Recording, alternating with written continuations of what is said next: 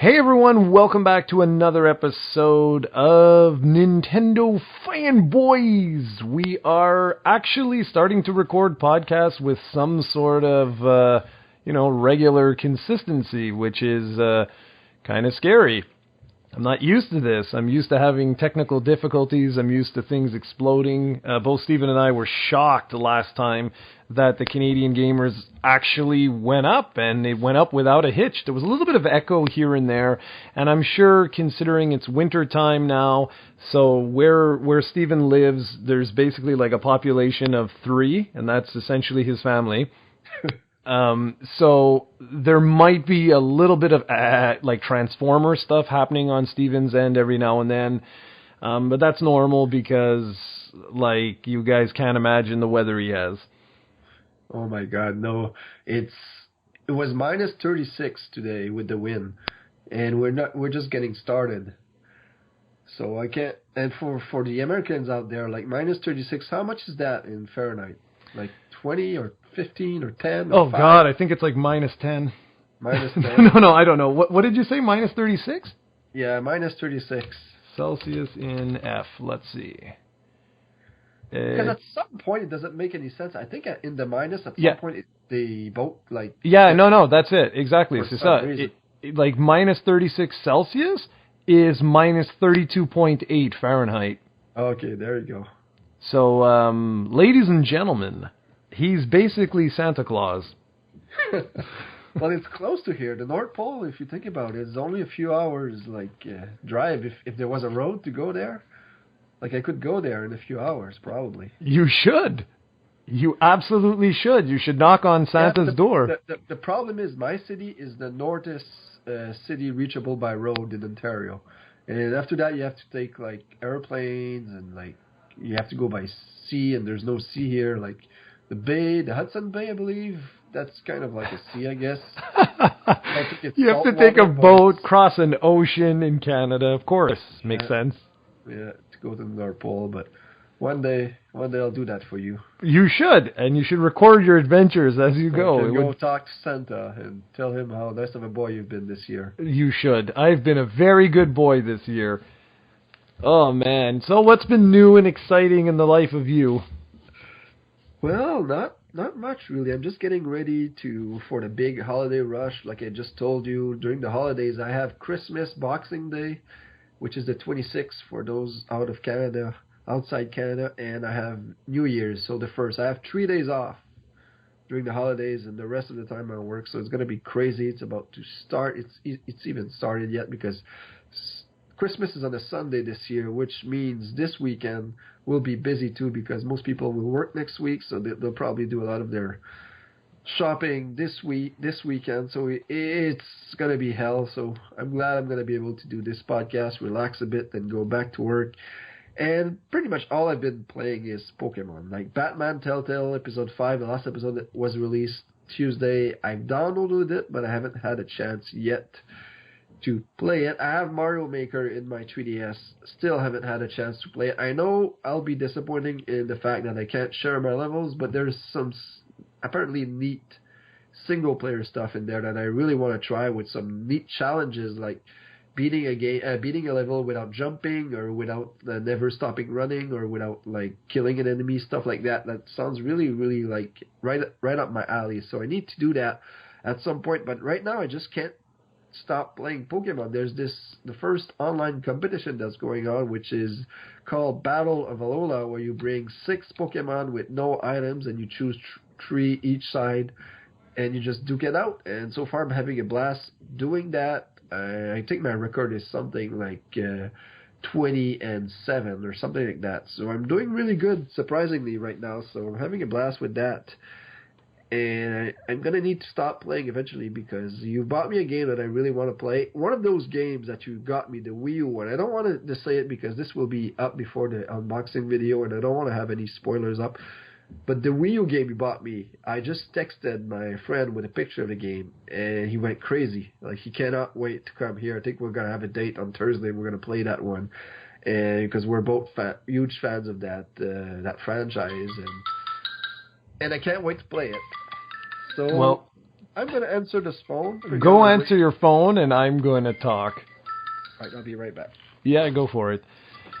So that was kind of funny. I love how the professionalism of these podcasts is really second to none. You have to admit it's pretty much the best podcast on the interwebs. Oh goodness. Anyways, yeah, we did our Christmas exchange that we do every single year.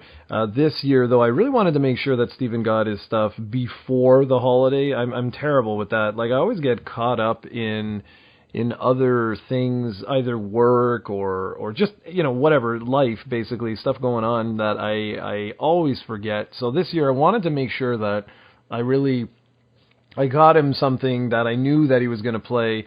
And that's the thing with Steven. It can be very, very challenging to purchase games for him. Not so much that I know he's going to play, because he's a lot better at that than I am, particularly with portable games. If you buy him a portable game, you're pretty much guaranteed that he's going to play it. But the problem is that he's also a spendaholic. Like, you cannot buy him anything made by Nintendo, because he buys everything made by Nintendo. There's other games too that, like, he just goes crazy and splurges like mad. So it can be a little bit of a challenge. You can get him some retro stuff that works out for the most part, but will he play it for those older games? That's always a gamble. So whenever I look to purchase stuff for him, it really depends on what's out. Like this year, I was asking him if he actually went ahead and purchased there was like a Pokemon themed 3DS, new 3DS, and I was thinking, maybe I could pull some strings and see if I could get that if he didn't pick it up, but he actually went ahead and picked it up. So this year was nothing too exciting. You'll see in the unboxing, there was no surprises, but at least I was happy that I was able to get him the gift before the holiday. If I can chime in here real quick. Yeah. The thing about Jared that he doesn't tell you right now is that when he looks to pick up the gifts, he does that literally in 5 minutes at the last possible second. So while he says that he doesn't know what to get me and I have everything, the reality is he does it in 5 minutes at the last minute. Hey, that's not always true. Why.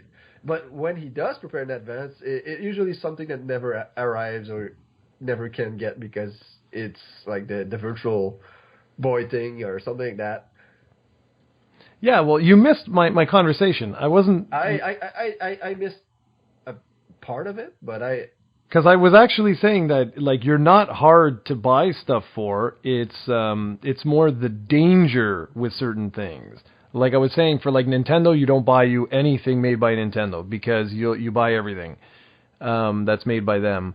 And the other thing, what I was saying, the challenge is more getting you something that's original that you'll actually play. And it's not that you ignore your games. That's not the issue. The issue is one of time, and that's what I was saying. Like, if I were to get something retro, there's a chance you'll play it, but it varies. Like, it really depends. Then there's like, if it's on portable, that's great. But then with portable, there's sometimes like the gamble there. And this year, I just really wanted to make sure that, like, you had something that was going to be there by Christmas. And like, I've gotten you in the past, I've gotten you custom Game Boys, I've got you like conversion cards and stuff, but all that stuff, there's no guarantee on time because it's handmade. So it takes... well, Dragon Quest was the biggest surprise when you got me Dragon Quest 1+2 on the Super NES. And that I played. I actually beat Dragon Quest 1, never got around to completing 2, but got far into that one. So that was a pretty good surprise. And for me, I don't know when your video goes up. I put it right by Christmas. I decided this year to play it a bit more safer. I knew you were a huge fan of Sega. That I knew you are a huge fan of Sega, and that's all I'm going to say for one of your gifts. So I know that was a safe bet, and I know that eventually you'll get around to trying it, and you'll probably enjoy it, because those are all games you love. I actually already tried it. Okay, cool. Well, we might talk about it a bit. It's not a huge spoiler, but in the other game, I decided I always do that. I always take a risk. Last year was Yokai Watch. I took a risk with that. I knew there was 50% chance you're going to love it, 50% chance you're going to be indifferent. and another 50% chance. I don't know the math doesn't add, but you'll hate it. So I took a chance on that. And this year, there's another game. I really loved that game in 2015. I thought it was an amazing game. I know I'm a huge fanboy of Nintendo in that particular series, so I know that I'm biased around it, but I know it was a very solid game. It's a hardcore dungeon crawler. I'm not sure if you love those. I bought you one on the Vita for your birthday. Yeah, mind you. I don't know if you played it, but I'm not sure if you love it. But I'm not sure if you're a huge dungeon crawler fan. I love those games. I know you love the Saturn one that I love too, which was Shining, the Holy Ark. So I decided I'll get you that one. It might end up being a hidden gem. You might fall in love with it. You might not. So it was a small risk. So that's what I did. Small risk and a surprise that I knew you'd love. So that was my reasoning this year. And I think that's what I'm gonna do from now on. Always try. I really wanted to get you Kirby. I know you joked about it that I was getting you that damn Kirby game, but I think you would have loved it. That one was amazing, and like I said, one of the best game of the year. But hopefully you enjoy the Sega one, and the other one when you try it. Well, the Sega one, I mean, it's all the games that I know, right? It's some classic games, but given that 3D, treatment, and so far, I only played for a little bit because the problem is I'm trying to finish Pokemon Sun. I'm 30 hours into Pokemon Sun right now. I'm rated I say rate at the end. I don't know if I'm at the end or not. I'm at the fourth island. I finished the Kahuna there, which was, I don't know if we should say. It's a relatively new game. Yeah, probably not. Yeah, okay, well, anyways. I finished that one, and I just saved right after. So I honestly have no idea. I picked up the second flute, and that's pretty much where I'm at. Okay, yeah. So I don't know, you know the game. Do I have another 10 hours, 20 hours? Well, I finished it in 27 hours. So you going at your rate, you probably have another 2 or 3 hours at the most. But it depends if you take your time and try to get all the new Pokemon, which you probably already got since you're at the 4th island. So you should be good to go. Well, that was fun. Basically, we had a little break here because fire alarm went off. And I get out. Well, as I'm actually walking down, I see one of the other tenants here. And the guy's like, "Oh my God, look at my apartment. Oh my God, oh my God, oh my God, oh my God, oh my God." And so I look in, and the whole ceiling is basically, it just collapsed everywhere. There's water all over the place. Essentially what happened is the sprinkler system, the line that connects from one sprinkler to another, because just looking at my apartment, there's sprinklers all over the place. The actual line, the water line, cracked or ruptured or something.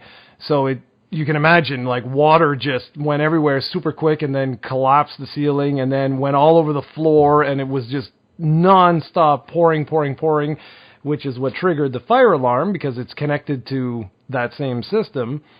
And so, it's been 20, 30 minutes since... It's actually almost an hour. Oh, really? Oh, wow. Yeah. Was interrupted for an hour. Okay. Super, an hour. I had to go to, the corner mall that we have to have lunch because I was just waiting outside forever. It was bloody ridiculous. So, with that out of the way, back to you, Stephen. All right, if I remember right, I was telling you that the only obstacle with the other game I bought you was it required a heavy investment, and I'm meaning a lot of hours for you to actually enjoy it. And I know hours and stuff like that is your Achilles heel. So hopefully you give it a chance. If not, well, whatever. It was worth the risk, and that's what I wanted to say about that. Glorious. I'm hoping I get a chance to try that one out because it does look cool. And I'm going to try and space our two videos. Did you upload yours yet? Yeah, no, I'm going to do that during the night, probably. Okay. Because I still haven't figured out how to connect my Android phone to my laptop, which is probably something a 2-year-old could do. Yes, it is. You just plug it in. Yeah, I did that the other day, and nothing pops up. Well, Google it. Just Google seeing how you connect. It's got to be something simple, man. There's got to be either like an app or something that you have to download. But the other way works too. If I upload this through my phone during the night, put it on private, I can edit it on my laptop later. So should work that way. If not, I have until like the 25th, 26th to upload this. Yep. Should work. It should. Okay, so I guess we'll get started now, since, who knows what else is going to happen today. So, for those that don't know, Jump Fiesta is going on right now in Japan, which is, I think it's an anime. What the hell is it? Is it a magazine? I forget what it is. Sorry, guys. I'm going to see if I can... It is an annual party or exposition in Japan all about anime and manga. There you go. Okay?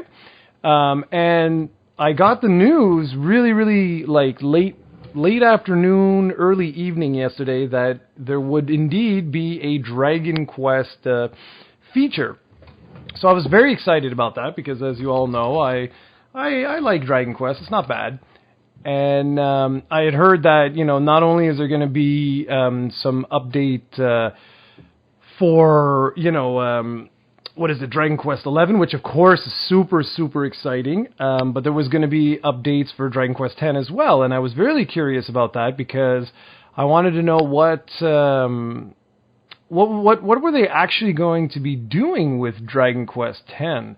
So I know Steven's got this whole thing that he wants to talk about, but before we do that, I just want to touch base really, really quickly on the PlayStation 4 version of Dragon Quest X because, well, it's actually got some pretty neat things going on. So first off, it was spoken about back in July 2015, and it is currently December 2016. So that's a significant amount of time where we didn't get any updates, any looks, anything. Well, that all changed last night, or yesterday evening, whatever, or actually it could have been early this morning, when they showcased for the very first time the PlayStation 4 version of their popular MMORPG Dragon Quest X.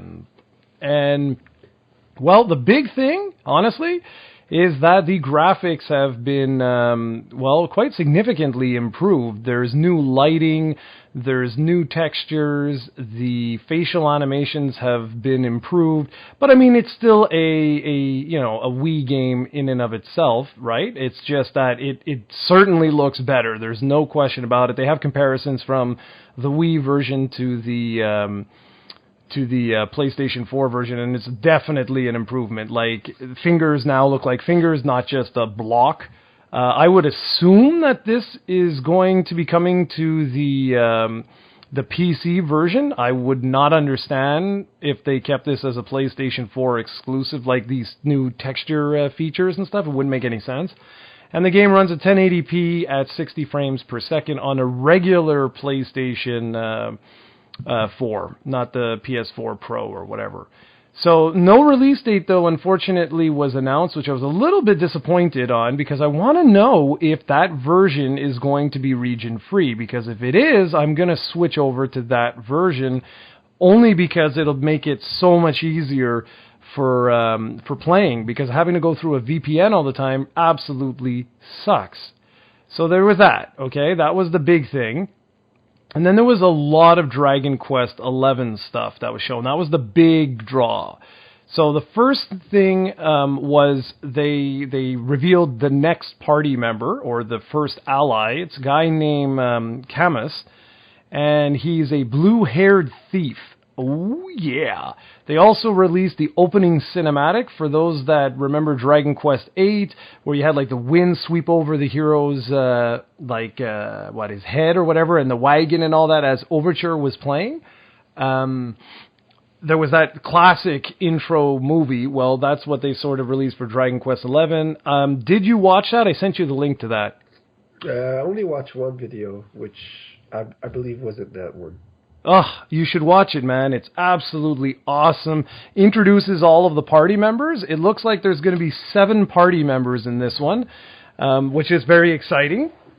But the first guy that they actually revealed was this guy. I don't know how they pronounce it, if it's Camus or it's Camus, and he's a blue-haired thief, and he's pretty awesome looking, actually. Looks like, your classic Dragon Quest character. I have all the information written down, so just give me a little bit, okay? I'm gonna jump back and forth here a little bit because I'm going through all the different information that I took. So, okay, on the PlayStation 4 version, there's going to be unique, what do I say this? There's going to be unique features for each version of the game. So, where did I write that?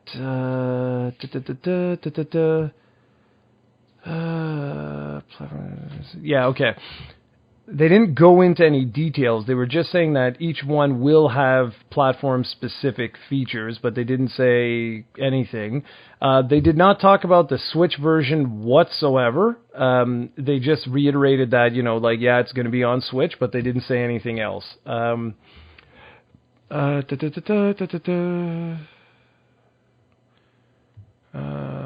Okay, the protagonist is 16 years old when the game begins. Its 30th anniversary is a heavy focus in the game as the developers look past, blah, blah. Got that. They showed the world map, which looks friggin' gargantuan. What's interesting is that the world is actually called, if I can pronounce this now, it's Rotozitasia. And what's interesting about that is Roto, or Loto, depending on how you pronounce it, is Erdrick. So he's the legendary hero. He's been in, or referenced in, just about every single game. He was the primary focus of the first 3 Dragon Quest games, where you were playing as a descendant of him, and then eventually you got to play as him in Dragon Quest 3. So I thought that's really interesting, how they seem to be going all the way back to the original Dragon Quest games, which is really, really cool, which is such a bitch that we don't have them available in North America on dedicated gaming consoles. We only have them available on iOS and Android, and that's really, really annoying. The 3DS version is going to have Street Pass functionality, but they didn't say exactly what, so we'll see. The PlayStation 4 version doesn't have Street Pass, but they're preparing something else exclusive for it, but they're not, again, saying what it is. Big mode of transportation in the PlayStation 4 version is going to be, and it looks friggin' sick, is you'll be able to ride a horse. And it really looked awesome. Really, really awesome. And they were talking about town scrolling in the 3DS version. The 3DS version, if you guys recall, it's 2D on the bottom screen and 3D on the top screen.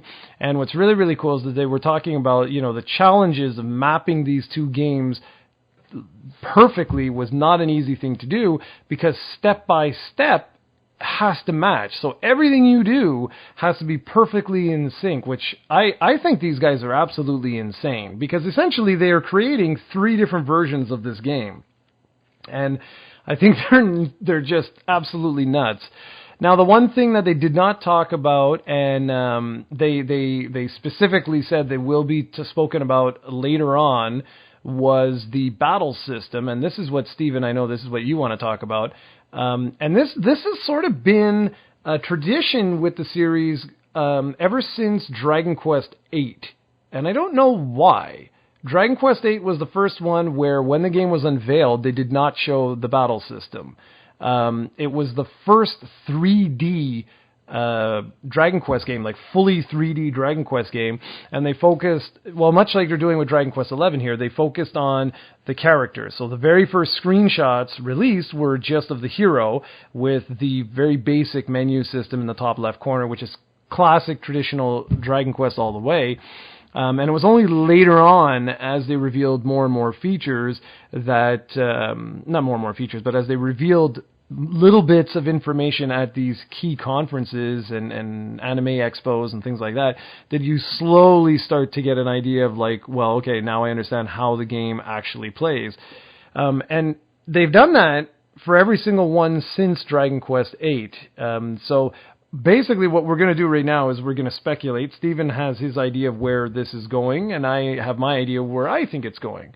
So first off, you really should watch that opening trailer, because, man, if that doesn't give you goosebumps, I don't think anything will. Yeah, I'll get on that later. I just, like I was texting you, I was disappointed that they did not show the battle system, because this leaves me to believe that this will not be a traditional battle system like Dragon Quest 7 or 8 or even 9. It will be more similar to what's featured in 10, which I'm not looking forward to as a single-player traditional JRPG. I was really hoping for back to the system in place with 8, because I really, that's why I played Dragon Quest games, and I believe that for the 3DS versions we will have that.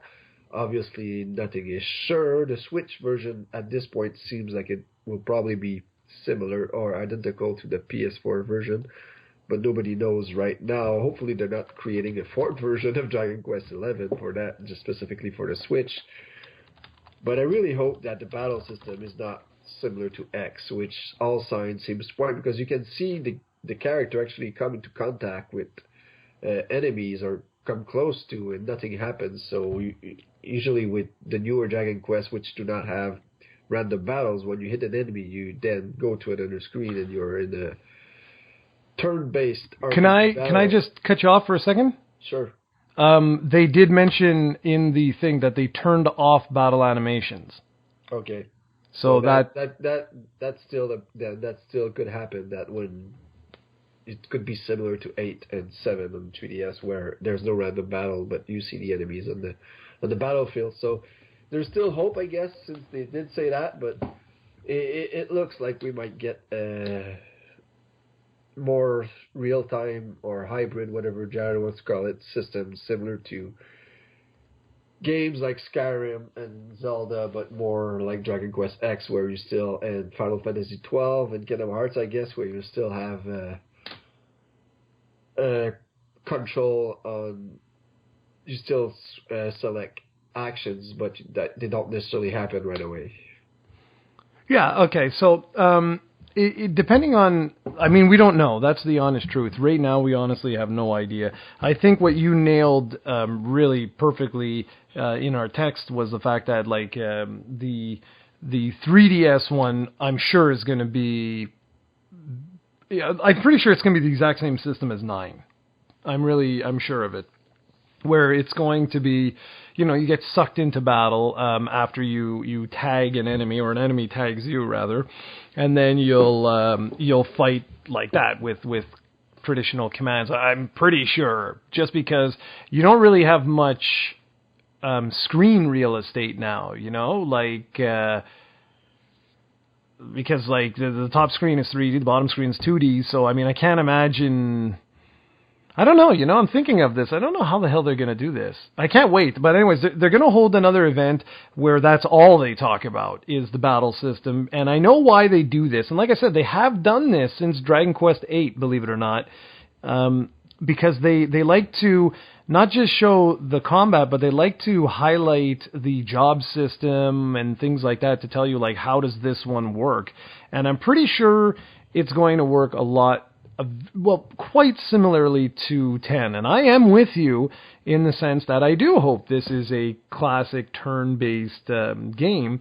I know that with many games that I use my little hybrid thing, what I mean by that, just so everybody knows what the hell I'm talking about, is you get pulled into battle. So just like in Dragon Quest X, where you are pulled into battle, but you have the freedom to move around. Now, you can make it turn-based if you want, and by that, it means the enemy will not attack until after your turn. So you input one command, and then the enemy will attack, and then it's your turn, and so on and so forth.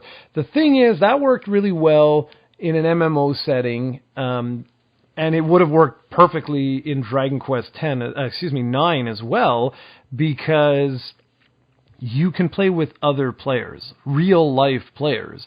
So obviously, they needed to make a system where you're not controlling your other party members, that your other party members were controlling themselves if it wasn't a real person. And that made sense. I mean, that's just logical.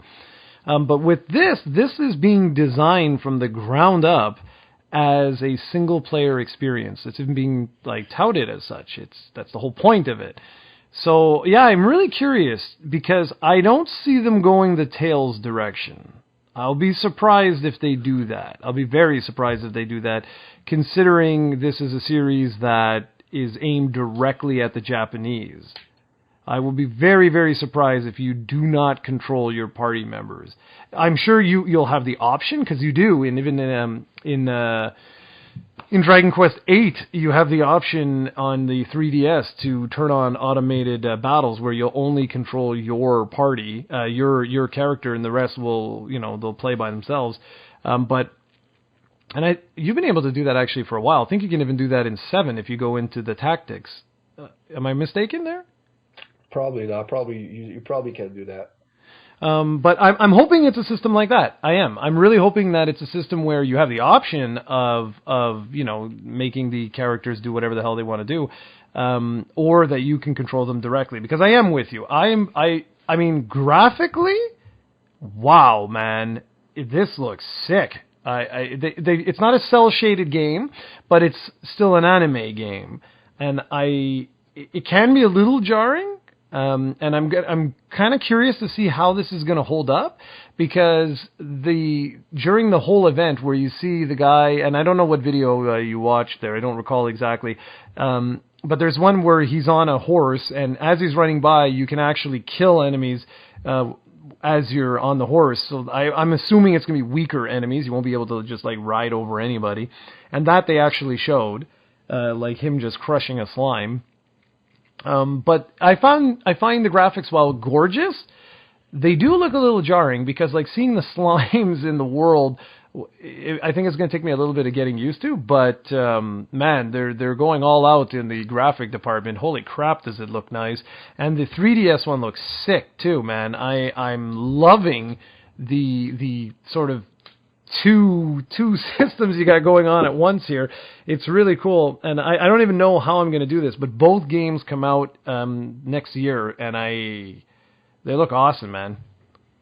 Yeah, I really not sure about that though, if they're coming out next year, but we'll see. Really curious, the 3DS version, like is the overall, is it gonna be again 3D on the upper screen, 2D on the lower screen, or is that mechanic gonna apply over the entire game? Like when you're having a battle, will you basically have a 3D view and a 2D view, or a 3D view on the upper screen and the menu on the lower screen? So I can't wait to see more about the 3DS version, obviously the PS4 version too, but now I'm more curious about the 3DS one. I think the 3DS one might be the one of choice for me right now, just because of the possible battle system of the console versions. Yeah, I'm definitely going to keep you in the loop. There's no question about that. So, okay, according to our schedule of schedules, you wanted to have a nice rant. Yeah, because the Switch announcement was a while ago, and you did your reaction, and you were all like a little schoolgirl, very, very happy. And I was happy. And I never had a chance because we haven't done a podcast since, because you've been lazy. Yep, that's me. And I wanted to talk about the Switch and why I believe that it's not gonna be a very big success. And I really, actually, on a personal level, hate the Switch so far. Good. And that's I'm gonna try to explain myself. I'm probably gonna ramble and say stuff that doesn't make any sense. And the main problem I have with the Switch is that it's a console. It's designed as a console, and people might be confused because they see the portable aspect of it, and it is. You can play it on the go, you can bring it with you, and it's very clearly going to be a big selling factor. But Nintendo are still, to this day, emphasizing the fact that this is a console first, and that's a problem for me, because as a console, this thing will be quickly outdated. rumors are coming out that when the Switch will be released in March, it will already be inferior to the PlayStation 4. Not the PlayStation 4 Pro, but the PlayStation 4. So right there, that tells me that we're going to have the same situation we had with the Wii U, in that third-party support is not going to be existent. And as we said before, you cannot be successful with a console without third-party support. And that's the big issue. Also, as a portable, it doesn't really do it for me because I'm missing my second screen, which is now almost something I do not want to live with on my portable, and it's too big. I hate the fact that it's too big. It's not really portable, and I know people are saying that, well, you can put it in a bag like a laptop or an iPad, and those are two different markets. I play my 3DS all the time. I already have close to 110 hours of Pokemon Sun and Moon logged, and it's not even a month yet. Like, I put that stuff in my pocket and I bring it everywhere. I cannot do that with the Switch. And not compare the Switch to a laptop or an iPad. Those are two different markets. And if you want the Switch to compete with those two, it's not gonna win. People will not buy a Switch for that. And I might be totally wrong on this, and it might be the next Wii, but I think it will be a failure. I don't think it will be a Wii U failure, but I don't see this selling more than the GameCube, and that's a problem. We need something else, and I really think people will be confused about the Switch, because is it a console? Is it a portable? It's both, sure. I don't know if this will work, and like I said, it needs third-party support. It won't get that with this because it will be outdated very quickly. And also, you're gonna hear this here first, but there will be a successor to the 3DS probably in 2018. I'm gonna say maybe even 2017, at the end of 2017, but I'm pretty sure Nintendo will not want to release two consoles in the same year. But I'm pretty sure they're gonna do that. They're gonna release another portable because they've been clear this is a console. And I don't think they see this being as successful as the DS or the 3DS. And I think many people were turned off by the 3D factor of the 3DS, and that's one of the reasons why it will not reach the DS, although it did reach over 60 million sales. So I think they're gonna give it another go. They're gonna say, screw this, let's go, let's release another portable.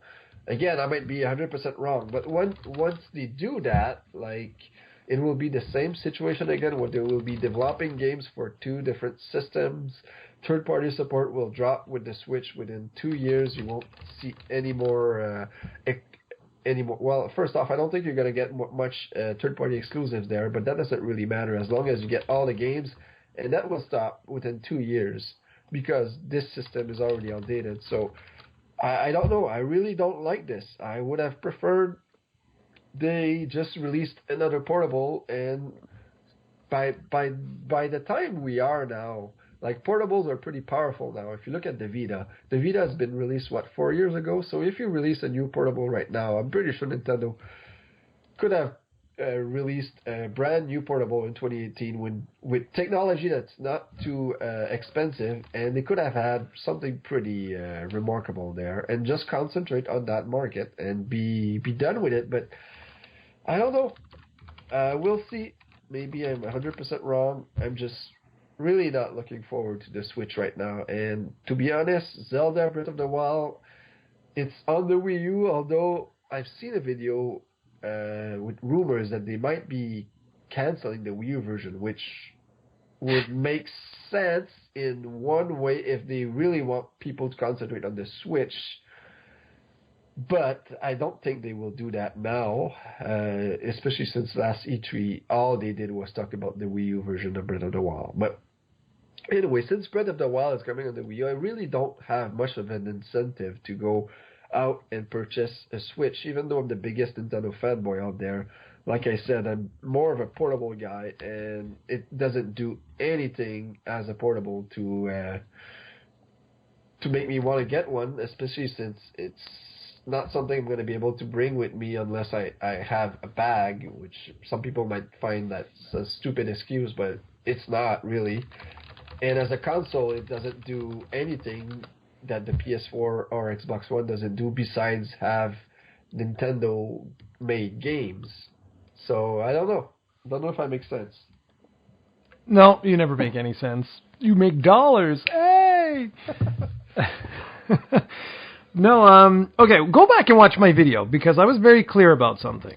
Very clear about something. And I said that if they're only going to focus all of their efforts on one machine, then this could be interesting. But there were a lot of questions that we don't know about because when I did that, we had no rumors, no speculation, no nothing on power or anything. It was just a simple trailer. There were all the BS stuff, but from what we saw, we didn't see anything. You know, we just saw a couple of games like Skyrim was on there. That we had the 3D Mario game. There were, things like that. But I was saying that it was critical that they focus all of their efforts. If they're going to divide everything and they're not going, and they're going to release another portable, then that changes things. But what's really interesting is the system's 6.2 inches, to give you an idea. So that's what the screen is. So if you were to take your DS, it's actually not much bigger than your DS, which is deceiving. It's really deceiving. So it's going to be interesting to see that. I agree, without having a second screen today is kind of like, wow, man. But I want to see what this is. Because like my Wii U, I've said this to everybody. What I loved about the Wii U was that it had the off-screen play. I love that because if a game on the Wii U came out that did not have off-screen gameplay, chances weren't as high that I would play it as much. As simple as that. Just because I don't have access to the TV much. So what am I going to do? I'm going to play, sitting on the sofa on the gamepad, and I did. I played a buttload of games like that. And that's where the Switch right now for me in my life and with the time I have and everything, that actually really does work for me. If I can get a full console experience like that, where I can just sit on the sofa, I understand for everyone else, I get it. I totally understand. Where they're like, yeah, well, I don't give a crap about that. I want to be able to connect it to my big screen TV. That's why I have a 4K HD Ultra, blah, blah, blah, blah. Totally get you. Totally. But for me right now, that works for me. It really does. But if they do come out with another portable and then no, I agree. Then we're right back to where we were, where it's going to be an underpowered platform. And the more we've heard about the Switch, the more things now are starting to get a little nerve-wracking. But the internet seems to really like it, which is intriguing to me. It's currently trending way better than the Wii U was at the same point in time. People are actually seem to be positively, I don't want to say excited. It's not like, people are freaking out, but the reception seems to be a lot more positive than with the Wii U, whereas with the Wii U, it was all confusion. People were just like, what the hell is this? Is this an add-on to the Wii? What's going on? Blah, blah, blah.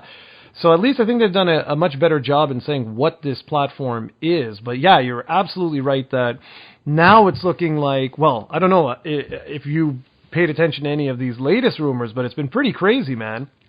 Battery life we still don't know anything about. They're going to hold all those events coming up, but now some of the latest rumors are saying that Zelda's not even a launch title. That Zelda's actually going to be like their Christmas title next year, and that the game is actually going to launch with something else. Yeah, that's a possibility as well, because that game originally was supposed to be out in 2015, so it's been delayed. So I could see another delay if that happens. What's going to be the killer app for the Switch when it comes out? That's going to be a good question to find out. But I still, even if I'm wrong about the portable stuff and Nintendo isn't planning on releasing a new portable, I still don't like the fact that it's a console first. I would have preferred them to concentrate on the other area, which is their strength, and release something that's differs themselves more from the competition. Because right now, yes, sure, you can't bring your PS4 with you on the go, but the PS4 is already more powerful than this, and in 2020 probably we'll have a PS5. So yeah, you're right. This will be irrelevant pretty quickly. It's sad, isn't it? But then again, I could be completely wrong about everything, and this becomes the next Wii. We'll see. I don't think so. I don't think there will ever be another Wii. So, yeah. And, okay, so one other thing. Speaking of sales, you heard the news? PS4 just surpassed the Super Nintendo lifetime sales? Yes, it did. Crazy, man, how the industry has changed, man. Well, it's the crazy. Super Nintendo didn't sell. It sold, what, 49 million? If yep. you think about it, I guess that was good back then in the 90s, but like the PS2 did what? 105? Something like that? Like that's the biggest one, I believe, or is it the PS1? No, but you want to? Can I mention one other thing? The reason why I mentioned this because I wanted to put some perspective here because people always say stuff, and it just popped in my head. I know it's not really Fanboyz material, but do you know which system, which Sony system the PS4 now has to overtake? Well, next is probably the PS3. That's what everyone thinks. But it's not. There's one more. Oh, the PSP. That's right. Yeah. The PlayStation Portable. And did you know the sales figures almost passed out? Yeah, I do know because you mentioned it like 4 times in previous podcasts now. It's at 80,000 or something, 84? It's around 84, not thousand, million. Yeah, million, yeah. Like, it's still selling. I'm like, how is this possible? Like, it's wild, man. Yeah. So, anyways, no, that's it. Just because we were talking about the Super Nintendo, I thought that was interesting. And still no NES Classic. That would have been your surprise this year. We got the sales for November for the NES Classic. I think it sold 179 Ks. Wow. Yeah. Nintendo really did well on that one. They man. They hyped it. The hype was crazy, and nobody can get one. So that's Nintendo for you. So be very, very hopeful with the Switch that they'll have at least 200K out for the launch.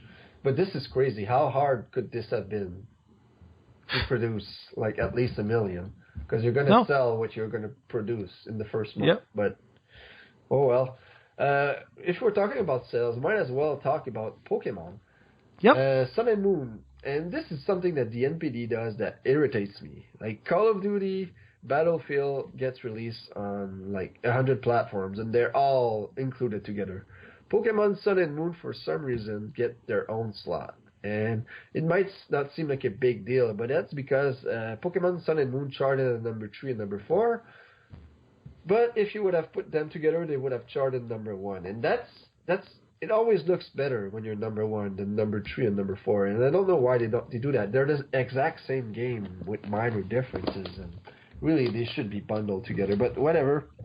I don't know what the exact sale figures are, but I predicted that those were going to be the 3DS bestsellers all time at the end of the day, and they have to pass X and Y, which I think X and Y sold 15 or 16 million copies worldwide, and I think Sun and Moon will surpass that by March or April. And the reason for that is probably the Pokemon Go's success has been incredible, and the 3DS actually sold in November more than any other month in its history because of Pokemon Go and Sun and Moon coming out. It's just been crazy that 4 or 5 years after its release, now is the month that it sells the most, and that's really really impressive. So I don't know if you have anything else to add about these sales. I do. On November 30th, Nintendo released a statement saying that Pokemon Sun and Moon had sold 3.7 million copies across the Americas, and that was less than 2 weeks after the release of the game, and that they had become the fastest-selling Nintendo titles in history in the Americas, like the fastest-selling games ever. So that is pretty crazy. If you really like step back, think of this. Because the last I heard in Japan, they were at 2 million. And in Europe, they actually were better than that, which is surprising me because Nintendo figures usually are weak in Europe. I don't know why, but doesn't seem to be as many Nintendo fans over there. But I think overall, worldwide right now, they must be close to 8 or 9 million. So I'm pretty sure they're going to surpass X and Y. I'm sure they are too. Worldwide right now, they're at 5 million. Well, that doesn't include Europe. No, it doesn't. That's right. That's crazy, man. No, it's just unbelievable, man. They're doing like gangbusters. It's crazy. Okay, well, speaking of Sun and Moon, you wanted to have a little bit of a conversation on those terrible games. Yeah, I wanted to get kind of like your final thoughts, even though you're not done with the game, but you can get the general idea what you think about the game so far, what you like, what you don't like, how it compares to what you've played before in the series, and blah, blah, blah. Just a little discussion. Sure. Do you want me to start? Yep. Okay, so the first thing that came to mind when I started to play this was what took so long. And I'm not kidding. That was the first and recurring thought I've had all the way till now. Like when I play the game now, it's the same thing that I keep telling myself. Like I don't understand what the hell took Nintendo so long. And I say Nintendo, but you know, whatever, the Pokemon company or whatever, because this feels, honestly, it feels like a natural progression to the first two series of Pokemon games. Like already in Emerald, which I have not I've not reviewed that one, but I've played through it. Emerald was too much Me Too. You know what I mean? Like it felt like, and it actually dropped some features that oh my god, I can't. Crystal, that's the one I played. That Crystal had introduced, and I could already see going, you know, like I think what was the next one that I was going to play? Diamond? Platinum. And I was like, I could already see that it's going to be the same thing, gyms and you know, like just that whole same thing over and over and over and over and over again. And so this felt awesome. I mean, it really did. It felt like a breath of fresh air. I love the fact that you don't have HMs. You have, you know, like that little, I forget what it's actually called, not a receiver, but a, oh, damn it, I don't remember. Anyway, whatever. It's basically like your vehicle Pokemon that you can call up.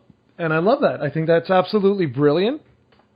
I love the fact that you don't even have gyms. You have those trials, and it's a unique approach. And I think it really handled well. And the fact that you don't even fight, like, when you're done these trials, yeah, you have to go eventually against the Kahuna, which you could think of as, I guess, like a sort of like a gym leader type of thing. But I like the fact that during trials, you typically have to go and fight a totem Pokemon. So it's almost like a boss battle Pokemon, not associated with like an actual trainer. I thought that was really, really cool. And the story so far, I like everything about the game, actually. I don't have any nitpicks. Not really.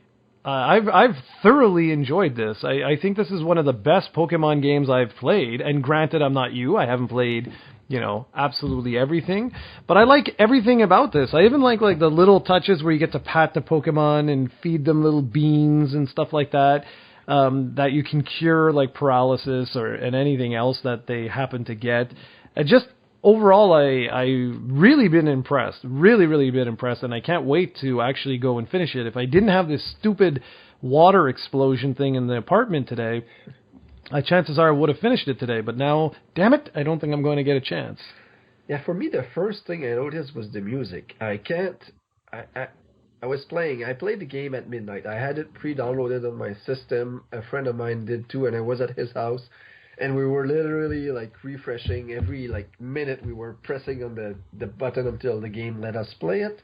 And at midnight we started playing. The first thing, like I said, the music. I thought the music was incredible. I don't know if it's orchestrated, whatever. It might probably not, but there's something about the music that spells high quality. Like this is probably the first Pokemon game that feels like a AAA game to me. Like I've always been Pokemon is my favorite franchise, but this one feels like they really invested money, and it shows even graphically. Like I went back in X and Y and RS to get the new Pokemon, which was Genesect, I believe. Yep. And the game looks like crap. I couldn't believe it. I thought that this used the same engine. I thought this was the same way, just that it was a tropical feel, so it felt different. But no, it's not at all. There's a reason why this game runs like crap on old 3DS systems. It's because it's really using every last bit of power the new 3DS has, and it's really amazing. The storyline, really love the storyline. Like it's probably one of the darkest storylines. And I don't want to say too much. I'm not sure where you're at. So, did you see the stuff with Lily's mom yet? Or Yep. Yeah. So yeah, that was pretty kick-ass. I thought that was a really well done, and it's still a kids game. So obviously it's still aimed at younger people, but it's still very nice, very well done. Really loved it. The only little nitbits I have with the main game is probably the fact that I thought like some of the main bad guys like did not have enough Pokemon to make themselves feel like a threat. Like there was this guy, I don't remember his name, but he's like the last line of defense. He says this. He's the last line of defense of a certain corporation, and he challenges you with one single Pokemon. And it's like, really, you're supposed to be the last guy when the building is about to get invaded. You're supposed to be the last guy to protect it, and you have one single Pokemon. So even if it's a Pichu. Even if I have 6 Pidgeys, I'm probably gonna win eventually, just because I'm gonna outnumber you. So it's like Pokemon has done that, but then at the end it gets a bit more challenging, depending on how you play, of course. But it's just like I would have preferred if they would have given every major trainer. Come on, give them 6 Pokemon. You make us spend money on potions and full heals and stuff like that. Give us a reason to use those things. So it's little tidbits that at this point I think will never change about this series, and it's a sad thing, but you get your wins and your losses here and there. And recently, the only other thing that's the Festival Plaza, where there are some things of it that I do enjoy. The problem is that if you're big on competitive battles and trading and stuff like that, like I do, if you want to do those stuff, so you have to go to the Festival Plaza and you have to connect online. And once you get out of the Festival Plaza, you cannot do any of those things, and you need to go back in there and get back online. With X and Y and RS, you could be always online, and you could play the main game, or you could breed eggs, or do any other stuff in the metagame, and you could see your friends or passerby. You could challenge them to battles or receive challenges while you're doing other stuff, which was fun. In this one, that obviously cannot happen anymore. That's a big problem with me, because I often breed new Pokemon, breed eggs and EV train Pokemon, and I would like to receive battles, because battling is extremely fun, and I cannot wait to have a battle with you once you're done playing the game, just to show you how much fun that can be. And that's sadly something that is a lot more complicated than it should be in Pokemon, and that's something that I think the Pokemon Company doesn't realize how big of a community, especially on YouTube, Pokemon is. So hopefully they fix that one day. I've been saying this since Pokemon Black and White, which is the 5th generation, which was released like 5 years ago. So at this point, I have very little hope that this will happen, but who knows? Well, very well said, man. You're right about the online thing. I forgot about that. But you're right, that is a little bit annoying, having to constantly do that. And I just realized while I was talking to you, I had the trailer out, the Dragon Quest XI main character has Erdrick's sword in the trailer. So I think this is actually going to literally tie directly into the original Dragon Quest trilogy. That's pretty awesome. Anyway, sorry about that. I just noticed. That's pretty cool. That is cool. So yeah, I don't have anything else to add to Pokemon. I mean, I said my little piece. So, well, are you ready for your blast to the past? Yeah, might as well. I'm gonna go straight to the point. My blast to the past this week is Super Ghouls and Ghosts, or Super Ghost and Ghouls, whatever the case may be. Ghouls and Ghosts. Yeah, Good right. Lord. Yeah. Like I said, I really mastered Shakespeare's language. You did. I didn't even know he made a language, but good on him. Yeah. I was the second in command. And yeah, I discovered that game a few years ago on the Virtual Console, and I fell in love with it. And probably one of my favorite Super Nintendo games nowadays because of that. It's just so much fun to play, and sure, the difficulty is brutal, but it's actually a pretty fair game. I started the game and played for an hour and could not beat the first level. Then I decided to cheat and use restore points, and then I did that and beat the whole game. And after that, I went back, and I can actually make it all the way to the final boss of the second playthrough, because you have to beat the game and then rebeat the game. I can make it all the way to the final boss of the game without using restore points. So the true final boss of the game without using restore points. Now, obviously, I haven't played the game in a year or two, so I could not do that now. But if you practice, I'm pretty sure I could. And I did that, but obviously I cannot beat the game because to beat the true final boss, you need to carry an item that sucks. Like, it's basically a ring boomerang thingy that, like, it's very hard to damage anybody because it has very limited range, and you need to make it all the way to the final boss with that item. And I'm not sure if you can actually get that item in the final area. I think you cannot, but maybe you can.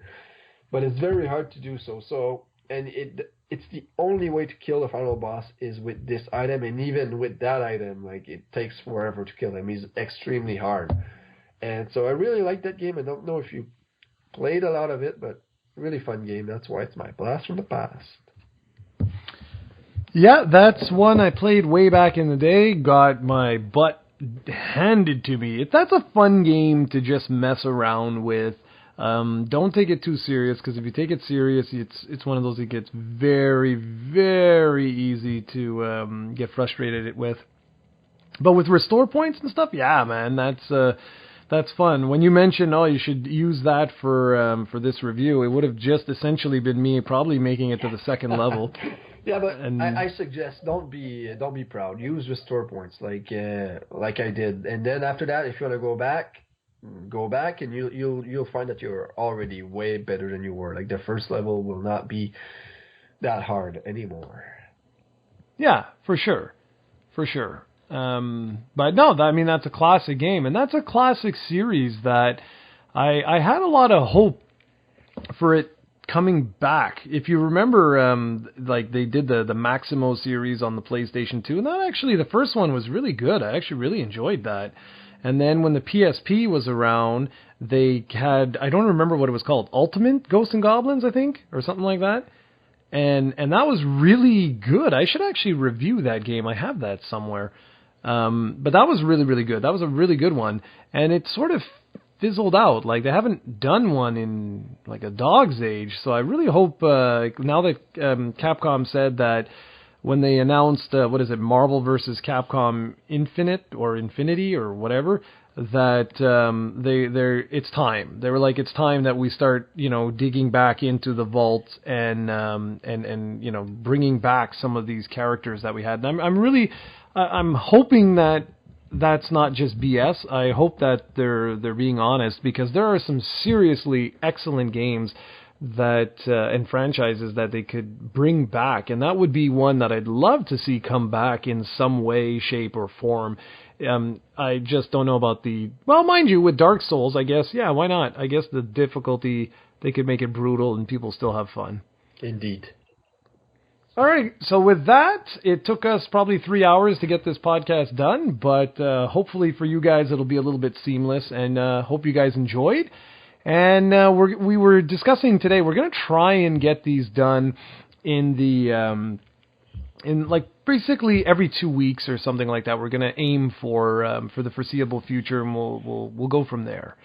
So thanks a lot for joining us, everybody, and like I said, hopefully we'll see you all in 2 weeks or so.